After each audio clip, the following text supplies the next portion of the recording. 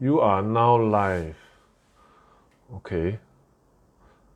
So if you're here early, hi everybody. I'm gonna do a sort of like a live call with my co-founder of the Woke Salaryman, Ruiming. So just give me a while I invite him. Hi everybody. I hope your evening is going well. It's about 10 p.m. here in Singapore. Where Ruiming is at, he's right now in Austria. So it's about 3 p.m. for him. Yo, Hey can you hear me? Ruiming. Can you hear me? Yeah. Are you outside? Yeah, I'm outside. You wanted a mountain view, right? So this is the only mountain view Yeah, I I have. want a mountain view, but Yeah. I also worry about the wind. But you sound pretty good actually. Is there somebody's pool in the background? Yeah, I'm in some like suburban neighborhood. Wow. Can we see the pool? How's it? Got people or not? Wait It lah. looks good. It looks good. Don't be a pervert. No, there's no one. Not pervert So lah, bro. I just want to see how big the pool is. Then we get some clue into the socio-economic status of the average Austrian household lah. You know what I mean? it's just bigger than what most of us will ever be able to afford. Okay, I'm just kidding. I don't know. You think so? You Maybe I'm think not crazy. your house more expensive than a typical 4-room flat? No lah, but I think if you put it here in Austria. No, sorry. If you Yeah. put the Austrian home in Singapore, right, it's going to cost like, I don't know, 5 million or something. Definitely. Yeah. Yeah. Hey, so maybe just to introduce everybody, like, right? So I am one of the co-founders of the Woke Salaryman, and then Ruiming, who is on the call with me, is also the other co-founder of the Woke Salaryman. Can you explain to us where you are right now, Ruiming, and what you're doing there? Yeah, so I'm in Austria right now. So I was cycling from Munich to Austria, and then initially my plan was to go to Salzburg, which is like to the east, but then I guess like the weather's getting cold, so that might change. But basically, I'm on a holiday and trying to be a digital nomad. So we are still doing work. I'm still doing work even despite being on holiday. Are you doing less work? Yeah, I think so. Do you think I'm doing less work? It feels a bit less. I also don't want Yeah, to like quite and say, oh, things have changed so much. Well, this guy's yeah, slacking, whatever. yeah. Because you are working, lah. Yeah, I hope I'm not slacking. I do think like, I'm maybe doing 60% of the work. Right. Yeah. But I think you can. I think if you manage to delegate your job, so you hire a mini Ruiming, which you really kind of have in Viv, and Viv is great, but I think Viv also does a lot of admin stuff for us. But if you can hire like another little Ruiming, I think you can delegate even more, and you'll be able to really do digital nomad with very little downtime, right? Yeah. I think Yeah. that would be ideal. Wait, so you cycled to your current location. Yes. How far was that to cycle from Munich, right? Germany, right? Yeah, I think it's around 160 kilometers. 160 kilometers. And how long did it take to do that? I think it took 3 days. 3 Of days? course, Wait, so you yeah. camp on the road? Yeah. So like there will be like campsites like along the way. Then you just camp there, and then you just like Oh shit, I didn't know you did that. Oh, that's hardcore, man. you just pitch a tent there. Wow. I mean, of course, on days we had to churn out stuff for the client. Then I had to rent an Airbnb to kind of live in it. But do you feel more relaxed? Do you feel like, oh, I have to constantly get from this point to that point to get Wi-Fi, then I can continue doing work like that? Yeah, I think there's a certain element of stress because people always say like, digital nomad life is like, wow, damn short, damn relaxing. But actually, there's a lot of stress because if you go to ulu places, there's not a lot of Wi-Fi. For example, my Wi-Fi wasn't good, so I had to stand outside also. But then like Right. the places where the Wi-Fi are good is expensive, right? So if you want to stay in the city center, then you have to pay like 100 plus for hotel there or something. Hey, got people complaining about Wow. echo. Do you think that's the issue? Is it still around? So I just muted my thing when I'm not talking. I hope that helps. So you guys can let me know if that helps. Yeah. Yeah, Ruiming is awesome. I mean, like, I think a lot of people is very jealous. Please don't praise me in public. I don't know how to react. Okay. Is it the Ruiming was recently featured on a Her World feature. And he looks very handsome in it. Like, so everybody go and check it out. Like he is apparently not apparently like, he is one of the 12 Please stop. good Oh my men god, in oh my Singapore. god. Okay, please stop it. Okay. Okay, yeah, thank you. Okay, next next thing. Okay, so I mean like let's talk about like I'll go and address some of the questions later, Yeah. but let's talk about like burnout and then like what prompted this because I remember before you started this you planned this for quite a while. Yeah. But were you feeling very burnt out like by the time you had to leave? Like to Yeah, go so to Austria, not the company. I actually planned this in August, right? I think August, I think they announced like VTL. I was like, oh my god, so exciting, let's go. So I booked for the 10th, but then after that I got COVID. So I had to delay my plan for like 14 or 15 whole days. So I think like actually the whole ordeal was pretty stressful. Shit, I can't remember your question. Oh yeah, why Burnout, like from yeah, work. but Were you? yeah, Cause I know the answer yeah, because I see it in the yeah, work, but like tell us what it was yeah. like. Why you plan this kind of thing? Had to go Yeah, VTL, maybe get COVID, all this sure. disruption. Why even bother? Yeah, so I think for me, right, I'm the sort of person who, if if I don't get to travel, like my default mode is just work, right? Like if if I don't get to see a new place, if I don't get to do something new, I'll just work, and that's how I led my life for like the past 5 years. What I'll do is like I'll work very hard for 11 months, and then like 1 month I go to Japan or something. So prior to COVID, my last trip was in 2019. So I mean, like many people, let's not act like I'm special. So not being able to travel basically put me in this like work mode lah. Somehow we started like work Salaryman, right? And then it was like a side hustle at first. So on top of our main jobs already. Then after that, we became like business owners. So it was like really, really stressful. So I really felt like I needed a break from the whole thing. Like, if not, I'll just break down. And I can tell like when I'm going to burn out. When I start to burn out, right, I'll usually eat a lot of food. Like I know because my behavior is to go to hot like instant noodles at the 7-Eleven. I just buy all the instant noodles and I just eat. Then like obviously there's a lot of weight gain also, which is not good for the long term. So I think just for like my mental health sake, I just wanted to get out of the country.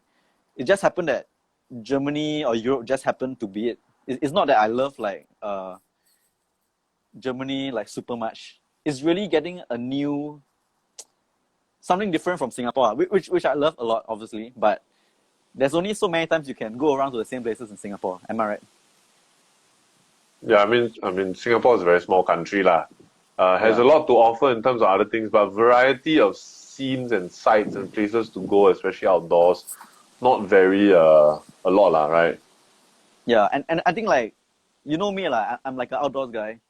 So there are only so many times you can ride down like the rail corridor or like go MBS or East Coast Park. So Hmm. you basically ride everywhere around Singapore, and I guess like I just really needed something new lah. Yeah.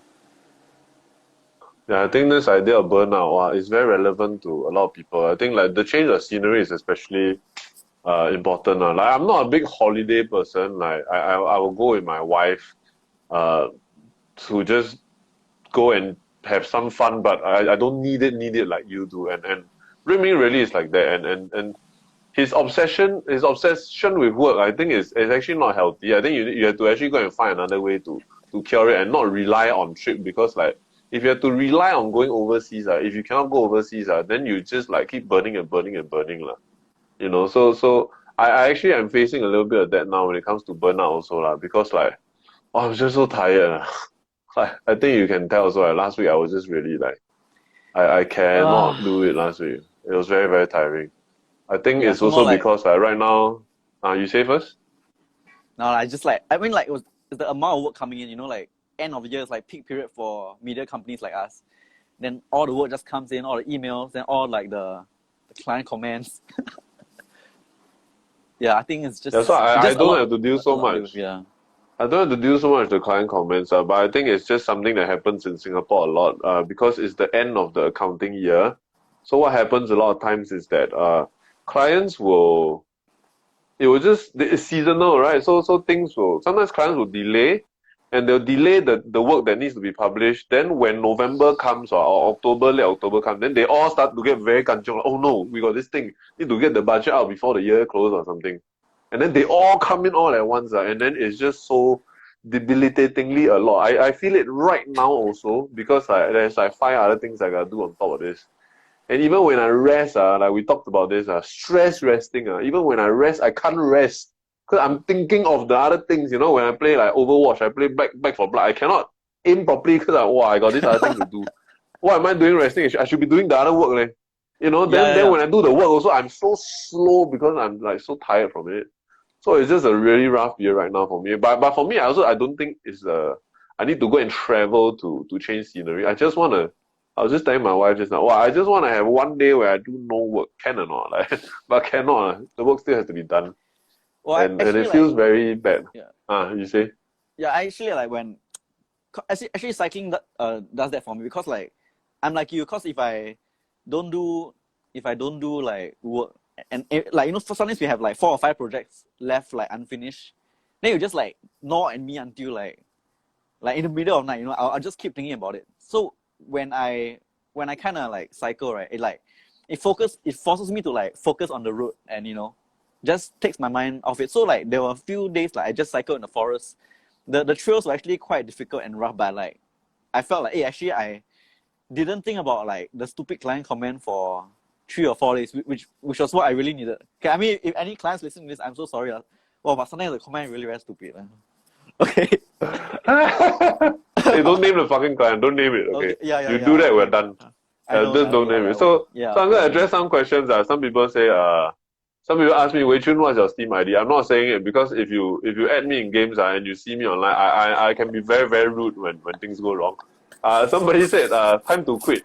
Actually, honestly, I have to be extremely honest here. I really did think about quitting. Like, not in I hate my job kind of way, but in is this what I want to do in my life kind of way. And like I said it before, and I feel it right now also. Work Salaryman is still the most ikigai thing, the most meaningful, balanced out with profitability, balanced out with things that I'm good at doing, things that people appreciate me for doing things. And still there are times where it gets that dark, and I don't feel like I should talk about it. So I must disclaim that I'm trying to be as honest as I can. And I'm not complaining because I have an extremely privileged and good life that I own my own business and I can run it by myself. But I really did go to some of these places sometimes when I get so burnt out. And I don't know, have you ever felt like that, Ruiming, about the work assignment, like thinking about quitting and stuff? I think, of course, because there's considerable stress like running this page. I think many people don't see. I think they only see like, oh, okay, you all publish like a few comics, you know, now and then like they probably take like a few days to draw. But actually, it takes like a really, really long process to draw. A lot of hard work goes into it, a lot of research, a lot of like second guessing of yourself to make sure like the information is accurate, to make sure it's fair, to make sure it's balanced. And then on top of that, like after you publish already, sometimes there'll be people who come and like attack you or like attack a point of view, or like, I know they're trying to be nice, or like they kind of like point out typos, which I make a lot because, you know, there's just so much work to do. So sometimes I do think like, wow, fuck it this is so fucking stressful. Like why do it? Yeah, why not I just like leave this stupid thing? You know, it's not stupid no offense.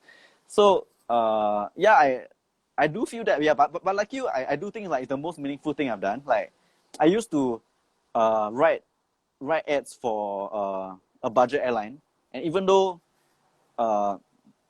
the work was like viral and all, it just didn't have like the meaning, like, you know what I mean? Like I think teaching people about like finances, like sharing with them like our doubts and insecurities, like I think it's more meaningful than saying like, oh, okay, I increased sales by 20% this year for this budget airline, which I will not say. I know which one it is, but I won't say also. Okay. But I think you did some good work there. But I think it's just also the nature of advertising sometimes, where it tends to be very throwaway work. Like apart from awards, really, there's very little recognition across the board for advertising. Like it's just you do it to drive sales, then it goes away.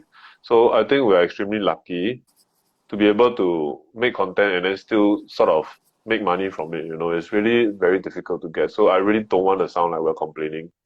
Like you know, I always go to these dark places and like, wow, what if I just quit work? Actually, it's not dark. I mean, like at some point, work salaryman will change in terms of the nature.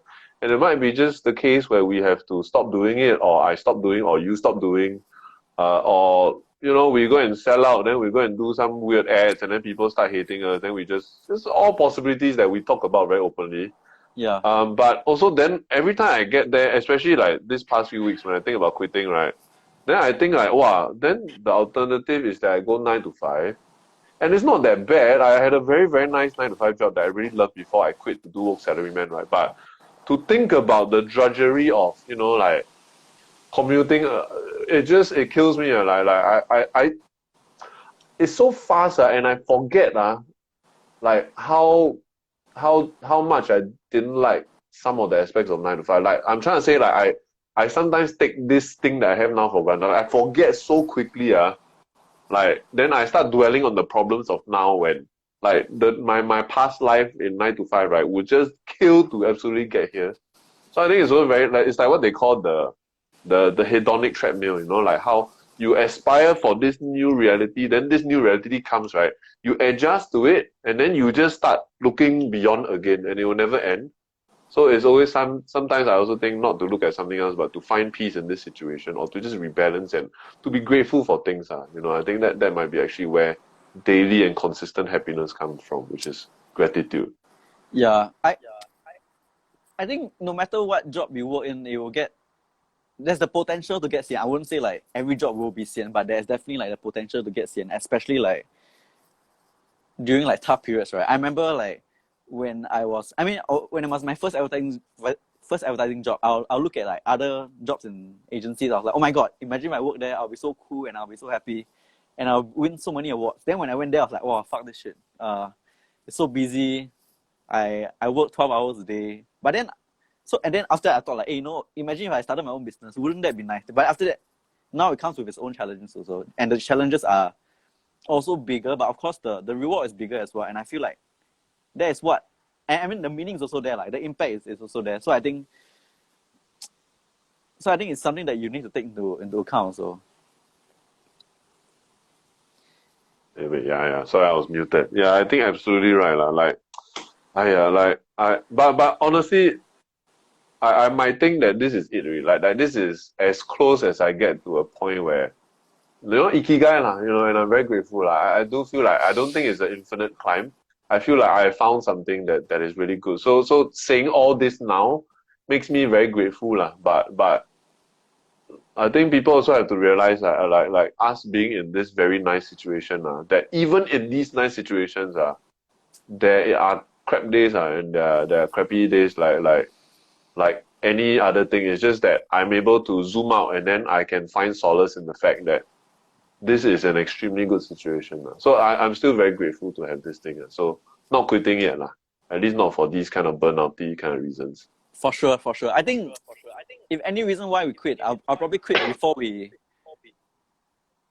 become like, I mean, I don't ever want to become those pages that does like scare me as, you know what I mean? I'd rather like quit while we're ahead, you know what I mean?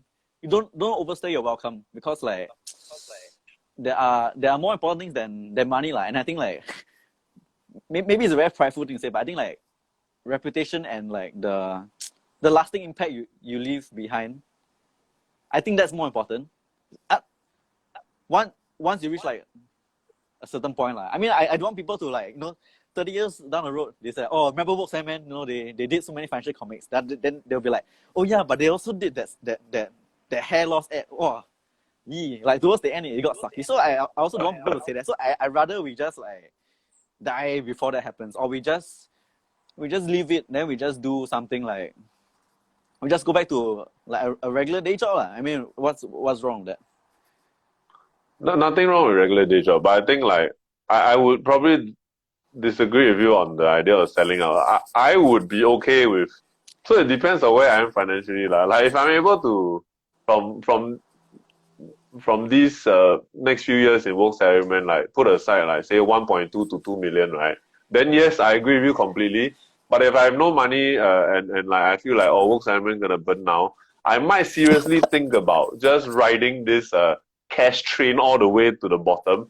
And if anyone blames me for it, I will be extremely defensive, and not defensive. I'll be like, then what? Then you give me money, huh? I'll be like that. you got money, you not earn, huh? I work salmon, you know, like I don't care about money, man. Like, of course you should expect this from me.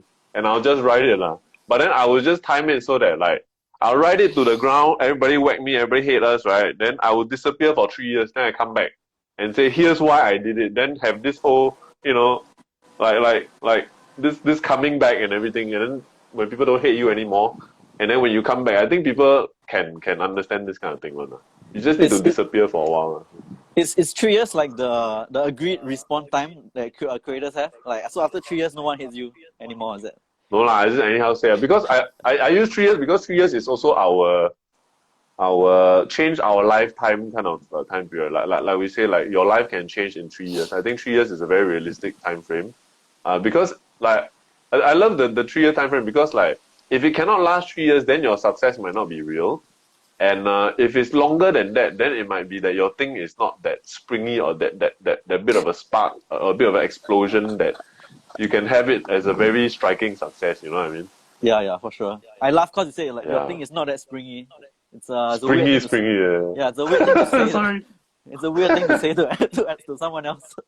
Hey, someone said Edison Chen also disappeared for a while after his scandal. Oh shit, that's hilarious. Well, he come back already, is it? I think so. I mean, I do not follow. Is he back? I mean, Ethan Ang also disappeared, right? Right. We just never hear about him anymore. I also don't know follow his exploits. Yeah, I don't know what's happening with that also. So maybe I shouldn't talk about Ethan Ang or D-Kosh or whatever, lah. Right. Yes. Yeah. Hey, then maybe let's talk about the Great Resignation, lah. You know, like I listed it as a topic. So the Great Resignation, I think, is something that is mainly from my experience happening in the America, right, where a lot of people are quitting their jobs like en masse to the point where apparently in America, right, like the employers are worried and they have to adjust their hiring tactics to go and attract people to come and stay in their jobs. So it seems like absolutely is driven by the idea of COVID, right? Like it seems like a midlife crisis kind of thing where people realize after some calamity happens, or after they do something that is so burning or so wrecking for so long, right, that they just go, actually, what am I doing in my life? So I think this COVID thing and this like sudden jerk of mortality, you know, you might die because of COVID, and then life is just suddenly different and we don't know if it's ever going back. Make a lot of people go and rethink their life. So it's like a manually triggered midlife crisis kind of thing. So what do you think? Do you think that is happening now in Singapore? Have you seen that as somebody who responds to a lot of like queries on our page? Well, I do think like a lot of people want to quit their jobs. I mean, according to the DMs I receive, I mean, this is just like my personal observation. It's not like science or anything. Yeah, I do think like a lot of people want to leave, but like are scared to leave. So I don't think the Great Resignation has happened in Singapore yet. But I think even in the US context, the Great Resignation only happens among like the more privileged workers who actually have like the options to kind of like stay at home, and then the government gave them money, which is why now they are sitting on top of like a lot of cash to kind of leave their job. But I don't think we see it in Singapore yet for some reason. Although I would say like right now Singapore there is like a shortage in many like senior tech roles because like a lot of expats left to go back to their home country. So if you are a senior person and especially in tech, you know, if you wanted to leave, then like this would be a great time to kind of like go jump for another job because you will have more bargaining power over your employer in Singapore like anyway. Yeah, I actually kind of relate to it like, because honestly, I also quit during the COVID period. Like I quit at around April 2020, I think. Yeah, and then Ruiming quit in August 2020, right? So this was actually, I remember very vividly. So maybe I talk about my resignation and how that happened. And the reason why I kind of said it happened during the Great Resignation kind of phase, but I don't identify the movement because my resignation happened in a very positive way. Like it was a pull instead of a push. Is that how you say it? Okay, Yeah. never mind. I don't know, a push, pull, whatever. Yeah, that means like it was a positive reason that made me want to quit. Not that I hate this thing so much that I'm leaving this shit, you know. So I was in a very good job that I really, really like, working for a boss that I really, really respect, earning pretty good money. I was earning like 6K plus a month. which is very good for the kind of job I was doing. Basically, I like design, saikang kind of thing. I don't clap, but you also earn even more, right, Ruiming? I won't review, right? But you're earning more than me, lah. You see, I sound a bit jealous because I am a bit. I think last time I was.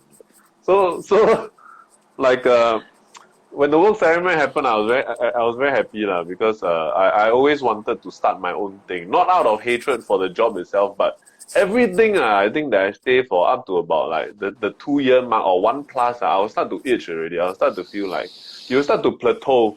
And Ruiming told me about this very interesting idea he had. So I'll just say I mean, we're gonna do a comic on it eventually one day. But the idea that whenever you join a job, right, you will the amount of learning and advancement or kind of new things that you experience will rise quite steeply at first, and then it will taper off. So what to do, right, to kind of like make you go steeply upwards again is you jump to another job. Does a promotion do the same thing, Ruiming, in your chart kind of thing? Yeah, I think definitely. So like, it's called like the law of diminishing returns. So it's just that like stacked on top of each other. But if you don't change the job, like once you go to like stagnation, right, then I think you continue to stagnate. Am I doing it right? Yeah. So I feel like nowadays, like when I was at my old job also, my previous job before this, like just before I left, there was an uncle who was super, super nice. I love that guy. And he's one of these grumpy uncles that just know the business in and out and is so technically proficient with fixing all these like machines and maintaining and engineering it, right? He got like a 30-year or 40-year-old, like 40-year-old bonus. Not 40-year-old, 30 or 40-year bonus. No, meaning he's older than that. Meaning he stayed with the company for like 30, 40 years. Okay, and I just feel like... But it's not like a 40-year salary bonus, right? No. Okay, it's like, maybe I think okay, I don't want to misquote because I anyhow pull from the top of my head. But if I remember correctly, it's like a five-digit figure which seems like a lot to me at that point of time. But it's over like decades, of work. So I feel like that kind of thing dying out already. I mean, last time even more like it was even more extreme because there were companies that gave you pensions like that you can just after you retire they'll continue to pay you like army like that, so that was it just blew my mind when I went back to find out that these kind of things existed. So nowadays also I think like for us millennials or Gen Zs or the generation after us, it feels like sometimes we a lot of people say, you see these young people, they jump here, jump there, but if I don't jump I cannot climb steeply. Exactly, so it might be just the way the way that you progress nowadays is like that already. I nowadays when I was saying this in the IG stories that I did yesterday, like one of the words that I hate the most is family when it comes to company. I always feel like this kind of thing, loyalty is not something that you present to me at first. Like it's something that we earn in the trenches of war. I'd rather you be super transactional upfront when I first sign on to the company and we talk it out like mercenaries. Then later on we talk about family when you prove, or I prove to you at some level that I can be trusted beyond just the work. Because that's what family means, right? Family means you love and you are committed no matter what, even if you don't like the situation. It is love, it is not like. So if the company is not gonna give me that kind of love and loyalty, why would you expect me to give it back as part of company culture? So I get very cynical whenever I hear family. What was it like for you to quit? You say something. Oh yeah. So I think like I completely agree with you. There's like a reason. I mean, a lot of people nowadays complain like, companies treat them more like workers and not like family, blah blah blah. But I think companies can do that, but actually you can do the same to the company. You can be a mercenary also. You know what I mean? Like if the companies are playing that game, then of course I will play the same game as the company. You know what I mean? I will not live in denial in like the 1950s era where like I still expect my company to come in and save me or kind of like give me support when like when I'm at old age lah, right? So I will be super equally mercenary back. And I think like that's how I actually approach my career. Like I think it's not about like being like a jerk to people or being like antisocial. It's just about saying like, okay, my time here is up. I've done everything. I've done everything to my best of my ability. You have given me like a lot. Thank you very much. But I think it's time we both move on, right? And I think like that's how I try to approach. Everything's very business. Like I try to think like a business owner, even though I'm not one. I mean, last time lah. I can't remember your follow-up question. Oh, what was it like when I left? So I was at 99 Co. Yeah, when you left. Yeah, which is a really great company. I learned so much about real estate there. So I was really like reading up about real estate because I wanted to buy an investment property, right? But then like join an ICO helped me like learn more about like real estate, stuff like how developers make money, learn more about the ecosystem. But then when I had to leave, I told my boss why I had to leave because like we have this thing called Salaryman, and we could possibly start a business out of it, and I'm gonna go. And the guy was like really happy for me, and I think that's how I see what good bosses are. You know what I mean? They are happy for your success, not like fuck lah, are you leaving? What's gonna happen now? You know what I mean? Like, and I feel like that's how we should try to run our business as well. Like, for example, if our employee Viv, shout out to Viv who's watching this video, like if she ever started something great and she found a better opportunity out there, then yeah, she should go, because like a company, right? Like we don't owe her anything and she doesn't owe us anything. And the best thing we can do as bosses is to hope that she does well during her time here, and then after that she goes on to do like great things on her own. Maybe next time we might even work together in the future. Yeah, I think I also need to disclaim that we are new bosses. We started this company very recently, so we also don't know if this is the way to do things, or maybe we're adjusting as sort of a younger generation ourselves to the way that the following generation will like to be employed and stuff. But I think you cannot be too liberal also, and I also understand why bosses sometimes are very strict or that they are assholes, because sometimes you have to be also depending on the kind of hiring that you do, at what scale and what kind of level. And we can talk about companies like, for example, Dan Price. I forgot his company name, but he's a guy in America that runs a company, and I think he became famous because he paid everybody in the company $70K per year, no matter what you did. So this got a lot of press it's an amazing thing to do, and I think it's great that he's trying it. But I also don't think you can just apply this kind of thing across the board. And I think as employers, we try to be very liberal and very chill. But I also don't know if next time we hire at a certain scale, for example, right, whether that will come back and bite us. Like whenever now we hire people, what I tell them is that, please don't treat this like family. We are a very new company. We might go bankrupt in the next 3 months. So while you are here and there are opportunities, please follow up. Please go for interviews.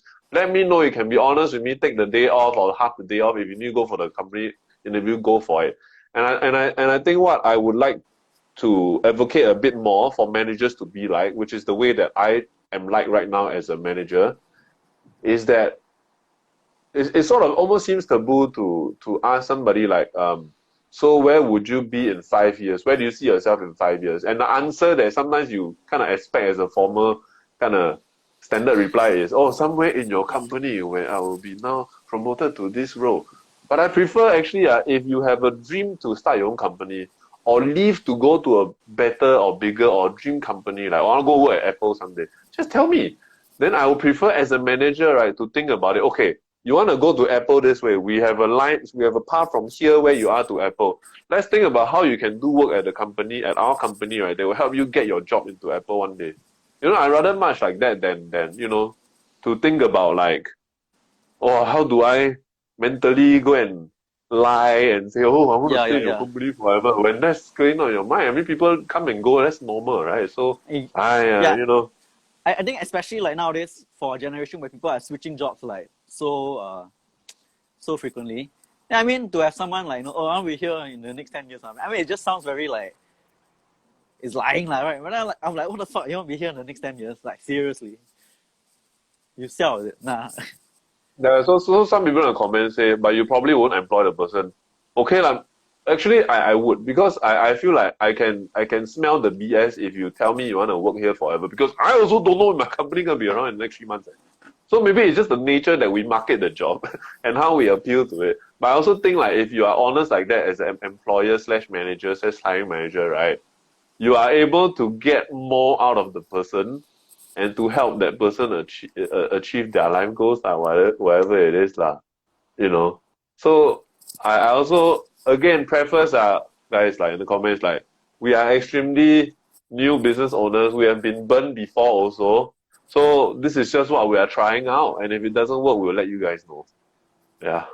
Yeah, and also I think like, I mean, maybe we're speaking like a bit idealistically because our company only has Definitely. like 4 people, right? Maybe like next time got like 30 people, suddenly we become assholes. So I think it's a matter of scale also. I think right now we have like decent margins. We can afford to pay people like decently. Hopefully give them bonus, right? Then like who knows in the future where, you know, our company goes through like a tough time, who knows whether we will still be able to maintain this frame of mind. So I also don't want to cast so much judgments on. Hey, wait, Ruiming, you cut out a bit. Okay. It is that. Okay. Yeah, You said, how's it? but who knows? You were saying who knows? You know, if we expand next time. Yeah, who knows? Like, you know, shit, I lost my train of thought. You explain next time. Oh yeah, No, who you're knows saying whether we'll like, be yeah, who knows whether we'll be able to like stick to our ideals on what we say now lah. But I would love to lah. But maybe there are just some problems that we can't see now because we are still relatively a relatively small company. Yeah, but I think if I ever had to choose between like being a jerk and being a small company and not make as much money, yeah, I think small company is what I'll prefer to do lah. but what do you mean by being a jerk though? Is there Like a for line that example, you draw somewhere? yeah, I guess like if you become like one of those like very angry SME bosses who like constantly trying to like squeeze the most out of people, you know what I mean? It's kind of like, oh, I hire you for so much, so you must do all the work that you can possible. You must work extra hours. So I think I never want to become like that sort of boss. I rather not be that. I rather earn less money. That's my point of view. But Yeah, also but I think it's, you say yeah. first, sorry. But also understand like why some SME bosses. Okay, I shouldn't say SME bosses. I should understand why some bosses behave the way they do, because running a business is really very stressful, and sometimes employees don't see like their point of view, and it can feel like really really lonely when you're the only one in the company who kind of has to juggle everything, right? And after that, like other people don't empathize with you, or some people are, you know, you're worried they're skiving, and then the company is not making money. So obviously, like, these are things I've learned to kind of see with more empathy. Last time I'll just say like, oh, that's SME owner fucked up, you know what I mean? They do all these messed up things. But now I understand, but I don't like condone why it happens, right? I say, oh, okay, this is why it happens. But I'm like, okay, yeah, but it's not necessarily like something that I approve of lah. And now somebody say, are you guys doing Movember? We're not actually. I just feel like I like to keep long hair. Then like without this, I look a bit bare lah. So that's why I try to leave a bit of facial hair. Yeah, I actually I forgot my shaver lah. So it's oh, like you this. forgot a shaver. Oh, Yeah. okay. No wonder. Yeah, it looks like you're getting like increasingly disheveled, but it's a good look for you. I like the savage Ruiming look. Okay, I'll be savage. Yeah. Actually, on your point about employers who are assholes, right? Like, I actually feel like, and this doesn't come from my POV now as a new boss, but I kind of understood last time also, because I'm not talking about anything that you guys might be talking about in the comments. I'm talking about my own personal experiences with my boss. I had one boss that literally would go backwards and bang table in the middle of a meeting. And I tell you, this guy was a terror. Like there were people that were terrified of this person. But honestly, I understood why, and I felt like he didn't go too far, because I could see some of the transgressions that he was responding to, and these transgressions were very big transgressions. So I think one of my friends also recently wrote something about how they feel like this generation's young people are very sensitive, especially when it comes to how to say, workplace discipline. We say it like that, right? Because last time They said they were in an environment where people would literally scold like Hokkien bad or like Tibai, Kanina, all this stuff openly in company. Why you laugh? No, You I you just want to foster that kind of culture, is no, it? no. I just didn't expect you to say like Tibai Kanina Tibai and barbecue. Kanina. Yeah, it Well, just it's a very, very vulgar Hokkien thing, lah. So I apologize if it offends anybody, but I'm just going with what the story was, lah, right? okay. Call Okay. people bitch, bastard, all that, like literally, lah. So I can understand it also, but I feel like this idea of sensitivity, especially when it comes to younger people being more sensitive, right? I sort of have this theory, lah, that actually that is how things go, and like if you think about, for example, our parents and their time, and then like what they were used to, it felt like their experiences, because typically speaking in history, and sometimes I could be wrong on this, right?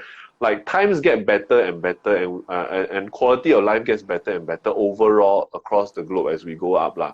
So it also depends on your environment. If you grew up in an environment where war is a certainty, of course your threshold for bad shit that can happen and good shit that will happen is very, very wide apart. So your area of like perception and where sensitivity can occur is very, very wide, right? And then as our stability and our quality of life improve for the next generation, it becomes like that. Because the worst thing that could happen is not, for example, I would die in a war, or that I will die of starvation or the Black Plague. It could be that I will be in and out of jobs and I would be living a very low income kind of situation, and barely have any social mobility. That could be among the worst of what could happen to you. Or I'll be homeless, but I won't just die in the streets. So because of that, our experiences go like more narrow. Of course, we will be more sensitive, because we live in this realm. So our perception is already constricted. So versus the wider generation is like that. And I feel like the next generation will probably say the same thing, that they're very sensitive. So for example, and I'm being totally honest here, some of the things that I struggle, and it took me some time to learn how to understand and accept, right, is, for example, LGBT stuff. Because there's so much vocabulary and study around it, it took me a while to be able to catch up, to understand the language and the vocabulary of things. And I feel it's very much like the next generation kind of thing. Not to say I'm not comfortable with it, I'm extremely okay with it. But it took me a while. And I think the next generation will be something else that will come along that will be even more, they will go like, wow, like that they also want to make a big fuss about. But then maybe I think also as older people, then it will be our responsibility to kind of try to understand that they're living in a very different frame of reference because their lifetime is different from us. I don't know if I just kind of went and offended people, but I'm sorry, I'm willing to listen. Yeah. Yeah, I think if you want to manage people, you also have to manage people like with the people skills of the era, right? Like you want to manage people in World War II, yeah, and then there will be World War II management skills. So like the whole art of management and people skills also evolves with time. So I think if you want to manage young people, then you gotta adapt to what young people are thinking, right? It's not just like, I mean, some principles will be timeless, but of course, like some things will change and evolve as it goes along. And I think we always must be ready to like admit like, okay, we don't know, we were wrong, or we shouldn't have done this, or we just adapt to which direction is most effective for effective management. That's a very good point. I think that's very true, because I mean, there are things that are wrong, right? But then also like you have to understand that back then got back then problems and back then POV. So for us to go back and judge also sometimes what people or great people or famous people of the other era did, and to say like it was messed up, it's also not say not right, but not accurate. You're not taking into perspective time. It's very easy to go back and judge things based on what you are used to today, but I think it will be more thoughtful if you are able to do it and account for historical perspective as well. Then you got more to work with. It'll be more interesting for you, right? Yeah. I think like, because we always talk about privilege, right? I think privilege doesn't exist like just now, but also like across time. Like obviously I'm more privileged than my grandpa ever was, right? So I think we must also consider their decisions in that context rather than just judging them by today's You're standards. disconnecting again. Oh no. That you said you are more privileged than your grandfather ever was, and then it Yeah. cut out from there. Yeah, and I don't want to like, and some maybe like, you know, old people did like some fucked up things in the past, but like it is not our place to kind of like judge their decisions based on today's context, because it is a different world, right? Yeah, I don't know if it's our place or not, but I just think from a interesting point of view, you would learn more and you will be more perceptive and more being able to understand why they did the things they did if you considered historical perspective. Lor. It's Yeah, interesting exactly. also that you mentioned privilege. So I want to ask you this. Do you feel like you are very privileged to be able to travel to Germany in this kind of way, in this kind of times? Of course, I think like I'm very privileged to do this right now. I think a lot of people are like, right now they are affected quite badly by the pandemic. Yeah, but I think we also talk about like comparative suffering, right? Like, I mean, just because there are people suffering in this world doesn't mean like I can't take like a break for myself. I mean, I'm only one dude, right? Maybe if I were, I don't know, like a religious figure with like people like look up to me for like, you know, spiritual or something, I think like, yeah, maybe I'll be more liable. But I'm my own person, and you know, I did work hard to earn the privilege to come here.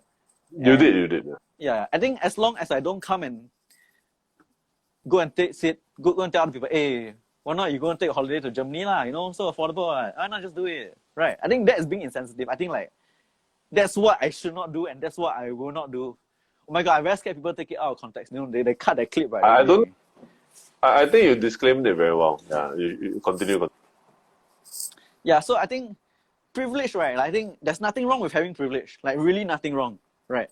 But it is something wrong when you use your privilege to judge other people. I think that is the wrong thing. You know what I mean? And also, I mean, another part of privilege is like people always say privilege is not earned, right? But I feel like if you take again like historical perspective, right? Someone's like ancestors earned that privilege for this person to have unearned privilege. You know what I mean? So privilege is another like dicey topic that I think like people need more context, understanding privilege as well. Yeah, I agree. Like somebody in the comments, it says Ruiming on this live right now is a flex with no mask in public. actually, what's the mask policy like over there? Yeah, so actually, you only need masks indoors, right? And then I went mountain biking that day, and like the other guy who went mountain biking told me that during the pandemic, they only had lockdown for 1 month, and after that, the government people got very unhappy, and then the government said, okay, y'all can go outdoors without masks, and everyone went to live in the mountains, like hiking, camping, snowboarding. So it's quite funny. So actually, they only had lockdown for 1 month only. So apart from that, like life is actually pretty normal. Although they are really strict on the type of mask that you use. If you use like a cloth mask, the Uniqlo one cannot. Yeah. No offense to Uniqlo. Yeah, I think they won't let you into like tourist attractions or restaurants. But if you need to prove like you have the medical one, you have the medical mask. At least that was my experience. Hey, then what's Max asked, what's the budget? Can you roughly say like how much you spend per day kind of thing, like or the flight and things like that? Yeah, I think the flight was around like 900 plus. I bought insurance. Hey, wait, one thing. Are you able to Yeah. centralize your face? It looks like you are slipping off the frame. All right. Then the heart shape that come up from the chat keep like rolling onto your eyes. I try. How about this? Like you don't want to review the background, is it? No. Because I think that's better lah. Because I'm using like I show you, right. I'm using this like gardening pole as a tripod, and then like it tilted to some angle. So I'm trying to like tilt my head. So actually like I'm looking for a sustainable way to kind of like position my neck. So tonight, so tonight I won't have neck ache. Yeah. But how's this? Is it better? It's better lah. Like, but you cannot rotate the whole thing one, is it? Like it will fall off, is it? Wait, okay, your frame freeze again. It froze on a frame that makes you look very huh? How Wait, about wait, your this is better lah, okay lah. It feels like I'm talking to a boomer like, hey pa, you move a bit right. And no, not your face right, the tripod you move right. You know? Okay, that it's good, it's good, it's good, it's good. that hurts? Oh, Why so does it hurt, dude? I never say you look like boomer. okay, so for the budget was around like 900 plus for the flight, insurance around 400 plus. Airbnb I stay out of the city, so because I Wait, actually the flight is one way or both way? Sorry. both ways. Yeah. So my Airbnb I try not to spend more than 70 sing a month. 70 sing a day. So I stay in the outskirts, but because I ride my bicycle, I can ride into the city easily. But on some days, like I spend $0 because I just do camping, right? So accommodation is either free or if I find like a paid campsite, it's around like $20 sing. Then what you eat? You're gathering shit from the ground, is it? What do you mean $0? No lah. You're foraging, is it? So I'll like tend to space my days like so like after like a big ride I'll have like a big meal, I'll have like a big fancy meal, maybe around like 40 sing in one of those restaurants. So actually food is like surprisingly cheap. Yeah, but then like on days where I'm going through the wilderness, I will have I will have bought supermarket food the day before, then I'll just cook and I just eat. You know, I just cause I have like a portable stove, right? Then I'll just cook the food there, like, and supermarket food is pretty affordable. You can just buy like wow wheat bix, then you just eat because it's just purely nutrition. Wow, wheat bix. It's just purely survival. Hey, don't make fun of Boston, like, Rachel. Boston. Oh, wheat bix, like so. Do you eat it with anything else? Is it just wheat bix on its own? No milk, nothing. No, I think if there's water, I put water. But some days I will try to look for like cows, then you squeeze the milk. No lah. Eat with them. That's illegal. I mean, whenever I pass like it's illegal to squeeze a cow's udders. You squeeze other people's or cows. Strangers. Fair. Fair. Of course, illegal. Stranger right? cows. You like it if someone come and squeeze your udders. You don't like it also, right? I guess that would be unpleasant, yeah. Yeah. Okay. Yeah. So I'll go to a cafe, I'll order like hot chocolate, then I just pour with the oats, then I just eat lah. And it's quite affordable. Wow, it's like what they call splurge, right? Like so you budget, then you splurge on an extremely nice thing, right? That's how it works, right? I think not extremely nice lah. Like okay lah. Like when I cause I use Google Maps a lot here. Then when I just look at restaurants, then I just find like okay, the dollar sign, right? Don't exceed $3 signs. You know they'll tell you like how many dollar signs. Then like like the expensive or cheap. Yeah. And that's why you use but you don't know the range is based on what, you know? Isn't that kind of no, but you trust Google so much. It's relative to all other restaurants in Europe, right? In the area. So like if it would have been expensive, like no, I mean 3-star would have been more expensive than 2-star, like either way lah. Yeah. But then I think I only had like 4 big meals while I was here. I think the pork knuckle was really good. Wow. And then the beer. Pork knuckle from Austria.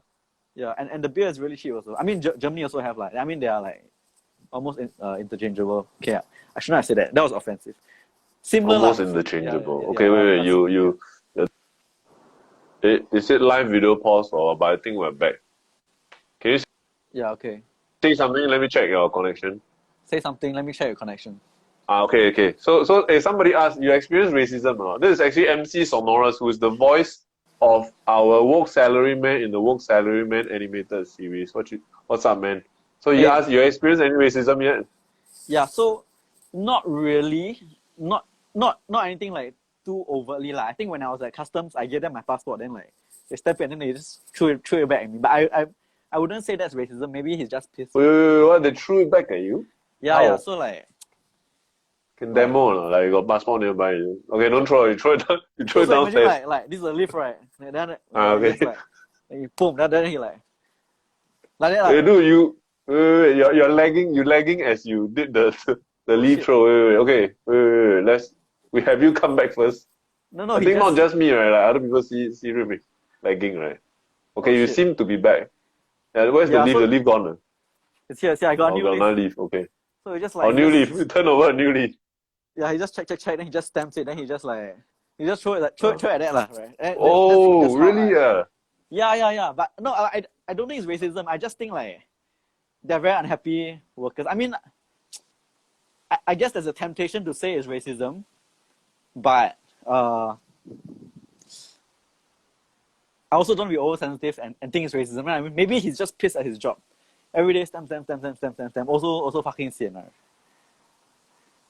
So Okay, got you. Wait. I yeah, have to apologize. It is me that was lagging, so I apologize to everybody because everybody in the comment now, hey, Wei Choon, you're the one. Fuck, blame Ruiming. Sorry. okay, I lagged. Yeah. Don't worry, we are a blame free company. Okay. Yeah, Okay. so I think like overt racism, not really, but I do get like weird stares when I walk into a restaurant full of like more people. And I think I heard someone comment something like, I think when I was like camping, someone said something like along the lines of, well, I never like I didn't think I see Asians out this far or something. like it's a funny observation. You know what I mean? It's like sometimes when you Yeah. I mean, you, like if you see like a special kind of bird, then you're like, oh, okay, I never knew this bird actually flew around these areas. But it's kind of like that way. But I don't think there was any like racism. yeah, but I mean, I kind of understand because honestly, they just don't see Asian ethnicity here, lah, right? That's all they mean, right? Like, Yeah. did you I'm interested in the passport guy also, but maybe why did you think that might have been racism? Maybe they throw passport at everybody. Yeah, exactly. So I'm not discounting that because I think when I was studying overseas last time in Australia, I think like the tendency to you know, last time everything that bad happened to me in Australia, I tried to justify racism, which I felt was like a very childish, immature thing to do. You know what I mean? Like women scold me because I cycle on the pavement. Then like, oh, fucking racist. She scold me. But actually, no lah, I was just a dick lah. So I also don't want to be oversensitive and say like, oh, it was racism. Maybe he's just pissed at his job. Yeah. But okay, I mean I don't know lah, but I have family who live in Australia and they do tell me that it's a bit rough out there lah. You know. But it's great that you didn't just do is it because I'm Chinese kind of thing? You know? That's good lah. I think Would you go to America actually? Hey, sorry, I interrupted you. Sorry. Okay, first I talk about Australia. I think Australia I only kena racism once when I was like in the really like rural areas. Someone threw an egg at me. And then they say, oh, fucking Asian person. Then really? Like, yeah. But it's okay lah. Wait, what kind of egg? Ostrich egg, chicken egg, or what kind of egg? Chicken egg lah, the most affordable kind lah. Like ostrich eggs are expensive, you know. But it really hurt if it hit you in the head, right? Like this ostrich egg. Yeah. But it was like just a basketball.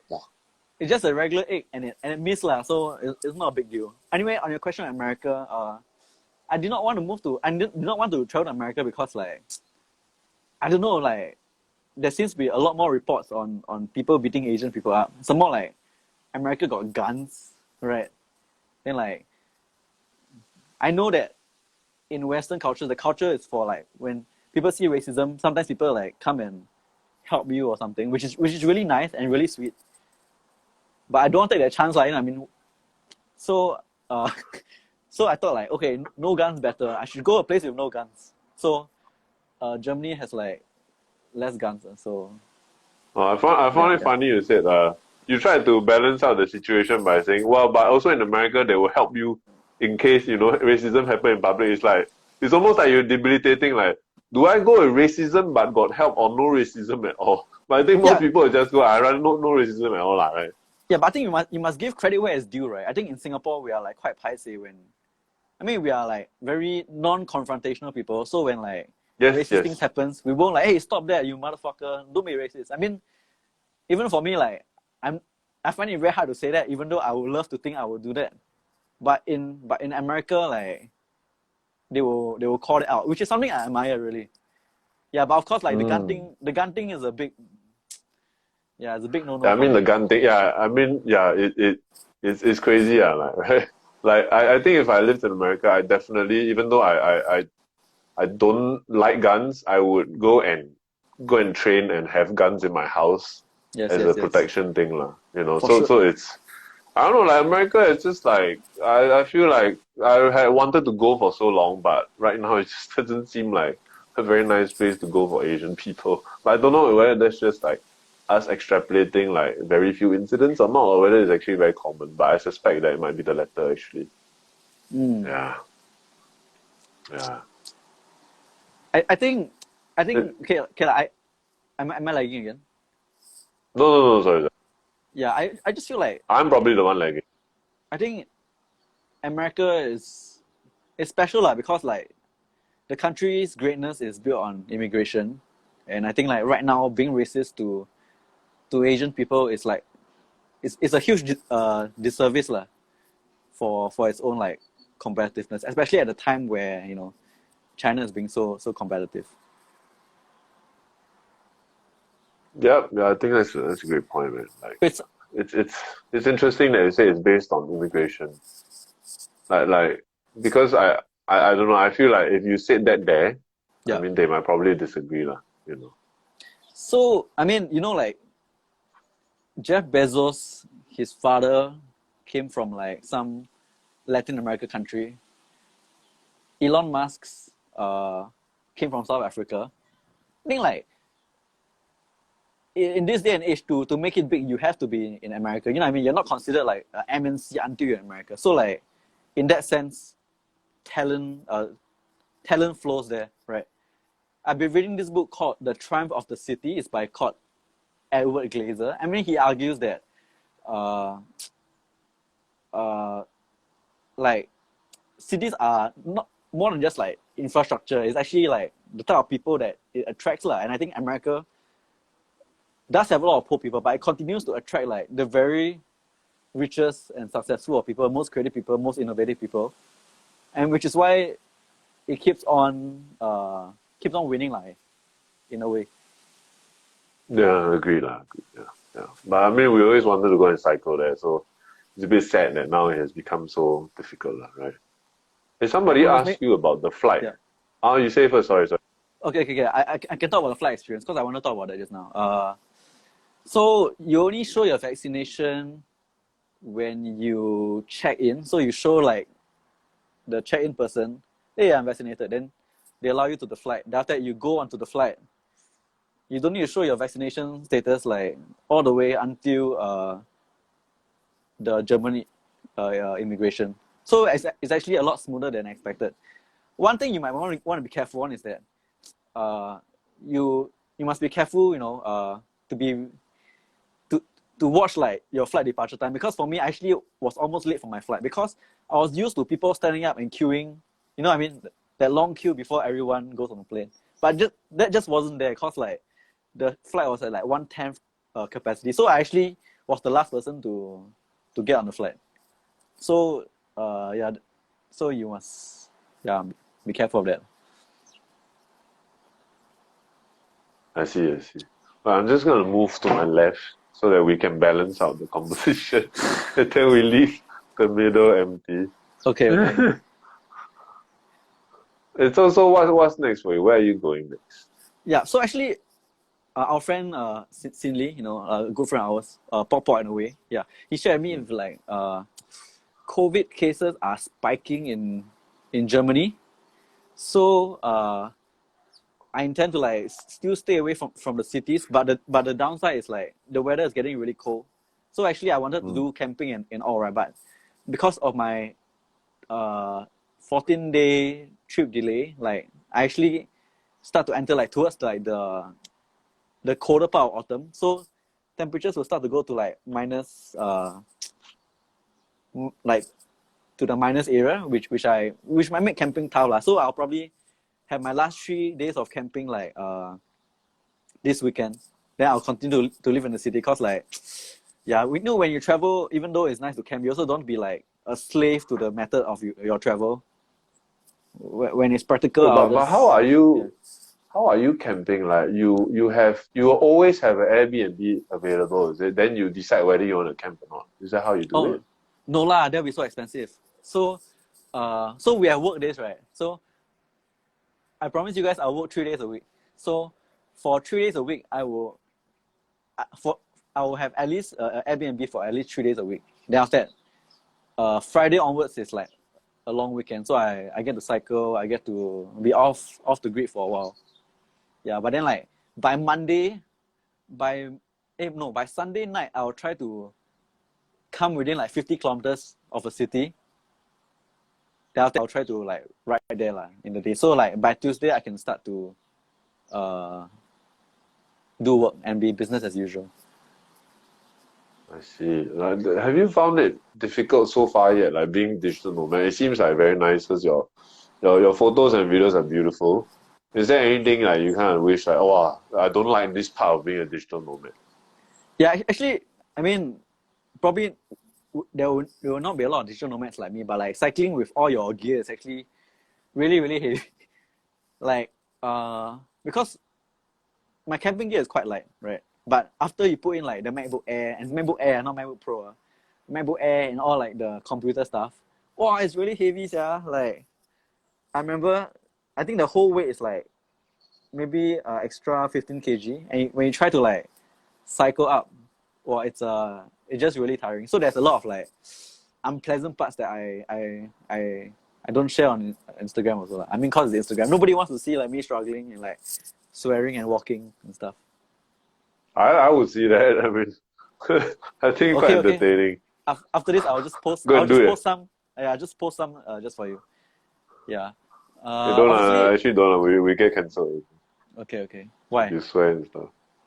So like you Okay. swear and stuff. I'll be like, wow, what a toxic person. He runs the work segment. Fuck him. Let's destroy him. Oh no. Yeah. I think that's a very real possibility. So yeah. Hey, somebody that is asked you noted. about the cost to bring your bicycle. I think this is a very cool point that you should mention how you do it. Yeah. How much did it cost you to bring your bicycle?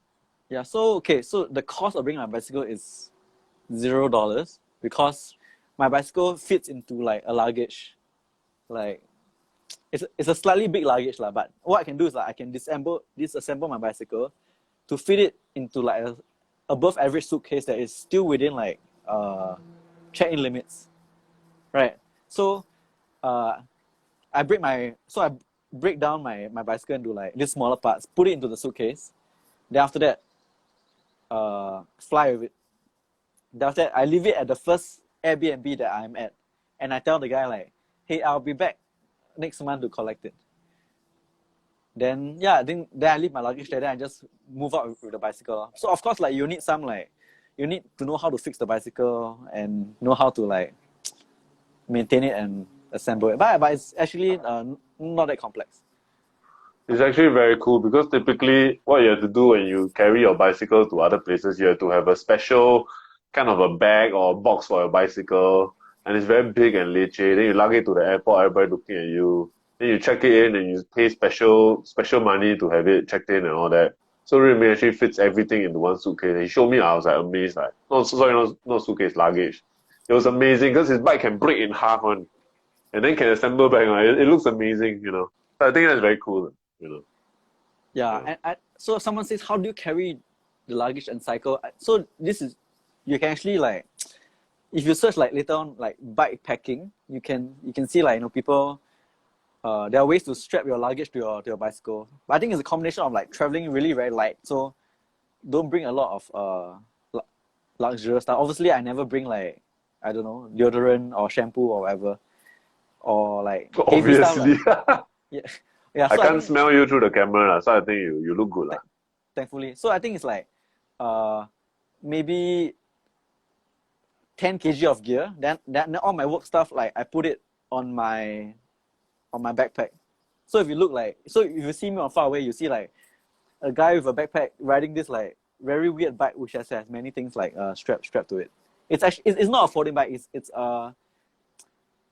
to be really nerdy about it, is this thing called like a breakaway frame. So it means like the frame can be broken away. So it's a full-size bicycle that can be split into two. Although I think like the easier way for most people to do is to get a foldie, but because I like to ride like off-road and this usually has a lot of like bumps, right? So a foldie might not be the most suitable way to kind of do it. Okay, thank you for that. Yes. Sorry. Anything else you want to talk about, Ruiming? No, it's okay. I think it's very interesting also. No way. Like, I also hope to one day do it. Did, Yeah, what you say? did we do anything? Did we not say anything that we wanted to say? No, I think we kind of covered it, like, and then we just kind of taking questions that people say and also things that come to me. I think Yeah, it's amazing that your background is like it's fucking Austria. Like, it's very surreal that somebody I'm talking to now is overseas. Not even about the privilege thing. Like, it's just really cool. Yeah. I think like I mean if you wanted to try it like next year, I think it's doable. We can try to uh rent the Airbnb. I mean like I was looking at like places like New Zealand, Taiwan, or even Japan. Actually the houses, the Airbnbs are like really affordable. So like I think they start from like 40 to 50 a month. And I think some of these places you can stay like 3-4 people. So I think if you can get a bunch of people to do your work like and you can do your work remotely, yeah, I think it could work out pretty well. And you don't even need to take the train around. I mean, especially for these big countries, right? Like Japan, they have like the JR pass you can do. Euro, you got the Eurostar thing that you can buy also. So, all's good. I would love it. Yeah. I just scared I cannot keep up with you and that I get sick of whatever it is we do. Because I never really do before. Ruiming did bring me before to go to Batam. And this was like an 88-kilometer thing. And I had never cycled properly. I don't even have my own bike. So I rode Ruiming's bike in Batam and it almost killed me. Like, it was really difficult. So, but since then, I have bought my own bike. I've trained up. So I'm really very eager to also travel Ruiming. I think like one of the things we talk a lot about is that we one day do some kind of a travel vlog thing where we both go overseas and we just do like a month away from work that we talk about money and how is it like in a different place. I would love to do like actually Central Asia where we can really go and look at some of the places that have different socio-economic statuses compared to Singapore. That would be really cool. Like go off the beaten track and really go and look at what life is like for people, overseas. I would love to do it. I just don't know how much I can take. I think two weeks is my maximum actually. Yeah, actually, I mean, when I was in Mongolia, like there was like people really live like very differently. I remember like I was telling you right that there was like the parents left like a 7 or 8 year old boy to do like the chopping of firewood himself with like an axe, right? I cannot imagine that happening in Singapore, yeah. You know what I mean? So like the amount of independence and like the lack of like I would say like coddling. I don't know if that's too strong a term. Like the lack of coddling, I think really makes them like very fiercely independent people. And I think it's always interesting to go somewhere and just look at people doing weird things, and then you're like, people can also do this. Wow, I didn't know that. Yeah, you know what I mean? I always like enjoy the feeling whenever I see people doing weird shit that I would never have seen in Singapore, and it just gives me like a mini epiphany of sorts. Yeah, I remember your epiphany. I remember also you telling me about very vividly this boy with this axe that is almost like as tall as he is.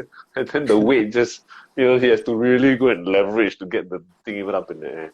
Yeah, I think that would be amazing. And I think like the cool thing was like, because when in Mongolia, like, I was there for like, I lived with a family for a couple of days because there was a blizzard, right? The parents actually left me with the children, and then after that they went away. I cannot imagine like a Singaporean family doing that. You know what I mean? Like, can you imagine like you found some random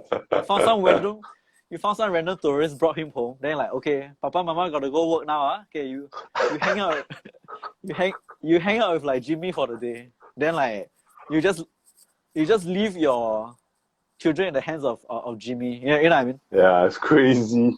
I cannot imagine. Yeah. And in Singapore, the X thing also, it'll be on Storm or like, mothership somewhere, Like kid running around with an axe just as tall as he is. Yeah, I would love to do that. I think this is like one of the things that we talk about, like, if woke salaryman, like if we can one day become financially independent, like both of us, then this might be something that we go and do once in a while, like every year. Like 3 months to 12 months, we travel and we vlog and we kind of do content about overseas on our bikes. I think that would be really cool. Yeah, I think it's okay. Someone just said I use the word like a lot, so I think you talk about me, not you, right? Conscious here. Nah, it's probably me. I probably use it a lot. Okay, I But lost like, my is train. it like a big like problem? It's okay, right? Is it too Americanized? Is that why people don't like to say the word like? I think it sounds like, oh my god, I said it again. It sounds as if we were the classic valley girl in American stereotypes, Okay. which is I our, love the accent, by the way. Yeah, it's not very yeah. I guess it's been distracting. Like, just keep saying it like every 20 minutes, 20 seconds. Keep going like. Yeah, yeah. sorry. I actually lost my train of thought. But actually, I think It's okay. we have Yeah, let's spoken wrap for up a lot lah, already. huh? Yeah, let's wrap up. Okay. How do you want to do it? You want to do Yeah. it like the usual way, or we just say like, okay, we Actually, is stop. it possible if you show us what your place looks like, will it just destroy your rig or whatever you're working with? I can take out and you can try to walk around, I guess. Ugh. Can you like give it a try? Like just so we could see like where you're living. Okay, so this is Oh the suburb. the countryside is so nice, dude. Like your view. Can you show us the view, the mountain? Okay, here it is. Do you see it? Wow. Hey, that's amazing, man. Hey, do you see the little dog There's there a dog barking? downstairs. Oh my god, so Yeah, cute. There are two yeah. So dogs. cute. Son of bitch, there are three dogs. There's a white one and they are sons of bitches actually, quite literally. Oh wow, yeah, they are sons of bitches. Yeah, Oh, but we cannot assume their gender, yeah. okay, yes, we should not. Yeah. So these are the mountains. Like I think up there it's around like 2,500 meters. Wow, there's snow. Wow. Yeah. So it actually just snowed like I think while we were talking because earlier on today there was no snow there. So Wow. the cold part is autumn is like indeed coming. Like if you look at if you look at the mountains in that direction, I think it's Germany or something. Hmm. Yeah. Wow, very cool, man. Can you show us the house and then your bike? Sure. Wait my house We is do damn house messy. tour, then we end. Okay, Oh no, can. if you're not ready, then it's okay. I mean, I'm not embarrassed you. But Let you're me see. one of the top 12 men, top 12 good men in Singapore, so I think okay, a bit messy is okay. Wait, I see whether I got underpants lying around first. Wait, I cover my camera. Okay, you check first. I can still see a light shining through your thumb. Because I'm looking at your bloodstream. It looks very healthy though, so it's okay. People ask what's the temperature, it's like 0, is it? Yeah. It's 2 How degrees. got that call lying around or got underwear anything? No, I take out already. Yeah, so Okay, this good. this Airbnb is around like 50 $50 per day. Yeah, $50 a 50 day. SGD? Yeah, Singapore SGD. dollars? Yes. Okay. Yeah, someone said stand by Ruiming, so it's like so forgive me if there's shit lying around. So this is that a one bed? bed. Yeah, this is a bed and Well, it looks like another there's bed. somebody lying inside there. I know lah, but I don't know why they did that lah. So What's with the lump? I don't know. Don't ask me. Maybe I You don't know. murder No, somebody I there? didn't. This is a nature valley bar. It always crumbles. I hate it. This is my bed. Okay. This is the bed I've been Okay. sleeping on. Yeah. Nice. Then you also get this like. Wow, you got multiple rooms for $50. Wow, Yeah, the yeah. toilet is big, dude. Yeah, get this toilet. Then you have a bathtub, but I haven't Wow, used it. bathtub. Yeah. Maybe I You haven't it, used the bathtub. wastewater. Yeah, but I'll use it. And then There's no water from the mountains, right? This kind of thing. I don't know. This is my work area. So for $50, wow, it's actually okay, not okay. bad. Yeah, I it's can really show you, nice, man. I can show you the rest of the house. Need to wear mask or not? No need. Then we see you get beaten live on camera by other people because you never wear mask. So actually the house quite creepy because when I walk up the stairs, right, there's this dog here waiting for me. What? Yeah. So it's actually Oh my quite goodness. creepy. Does it have a name? Did they say No don't lah. disturb Sally or something? How the fuck I know? I try not to ask questions.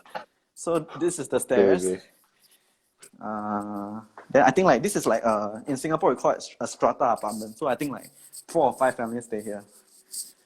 Oh wow. Okay. You don't disturb Then- people like if there's people in the house. Like, Okay. Then I really don't want you to be beaten up like live on camera. Okay. I mean we so go this, damn viral, but your life is not worth risking. So this is the garage wow. lah. How come you I can just actually- open other people's garage, bro? No. You open it from within the house. I press the button. Oh, okay. Oh, there's your bike. So, yeah, that's my bike. So usually there will be like a seat pack. Usually there'll be like stuff here. So like I'll put like a bag here. to carry like the camping gear. And then most of the stuff fits into these pockets. And then so cool. yeah, actually it's quite a lightweight. Oh yeah, then I can also strap stuff to these like this thing. So this is like Like water a bottle. Yeah. So you can kind of like you can put like a light sleeping bag here, or you can put like a jacket here. Wow. Hey, can you show us the breakaway feature since you're here? Oh, breakaway Is it visible? Because like Ruiming was talking about how he can break the bike in half to pack it away. So you can see right here, right? There's this joint holding the two tubes together. Do you see it? Yes. Yeah. So what you do is like you unscrew this thing. This thing comes out. This frame, these two things like come apart here. Yeah. Then on top, right, this seat tube actually. There's another point. Yeah. So there's this little point here. Oh, okay. Yeah. So actually that holds the rest of the bike together. Oh, so cool, man. Yeah, it takes around like 15 minutes. Is it expensive? People ask, is it expensive? Yes, it's quite expensive. It's around like it's around 1.6 for the frame alone. So just for the metal part, without the wheels. It's titanium, right? It's the best of the materials you can get for bikes. Yeah, like it's unrustable. It's very strong, stuff like that. Oh, that's cool, man. Okay, what does the outside look like? Just show us that before you leave. Are you able to? Yeah, I can wait. Let me shut the down thing. Yeah, close it.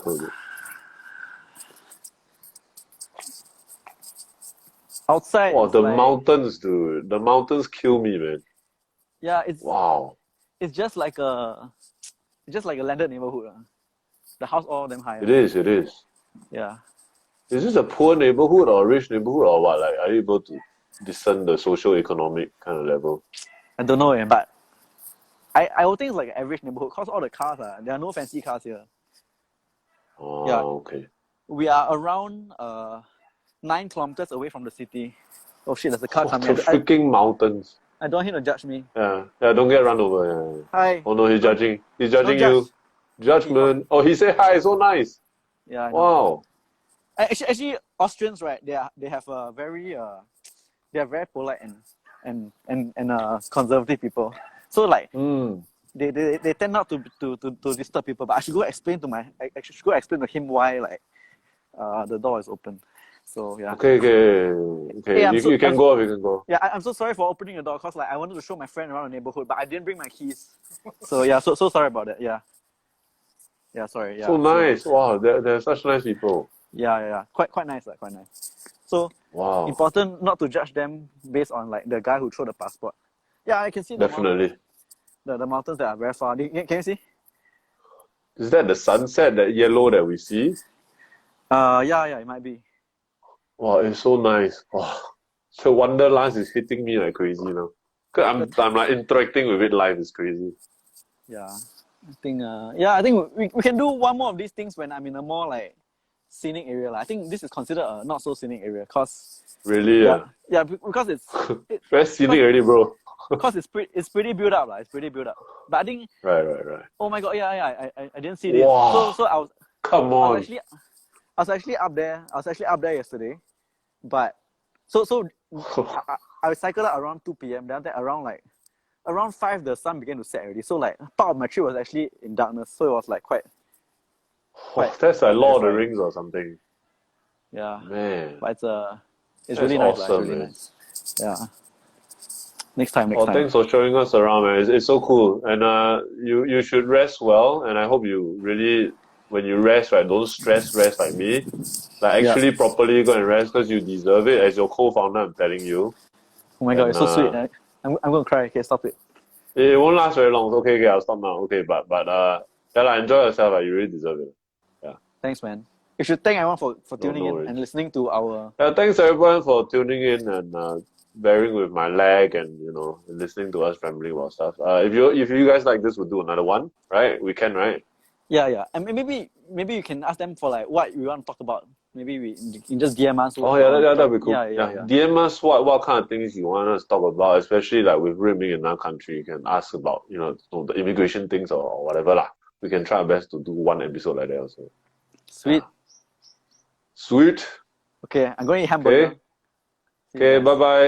Enjoy the Bye-bye. hamburger, enjoy the break. See you, man. Yep. Bye-bye. Bye bye. Love you guys. Love you guys too. Bye.